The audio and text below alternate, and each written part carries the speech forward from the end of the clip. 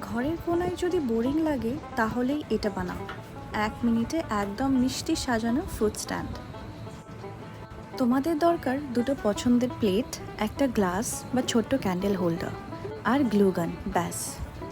আমি নিয়েছি দুটো প্লেট, একটা গ্লু গান আর ফর্মুলা কন্টেনার, যেগুলো বাচ্চার খাবার শেষ হয়ে গেলে পরে থাকে, সেগুলোই কাজে লাগালাম, সাথে একটু পেন্ট, ব্যাস।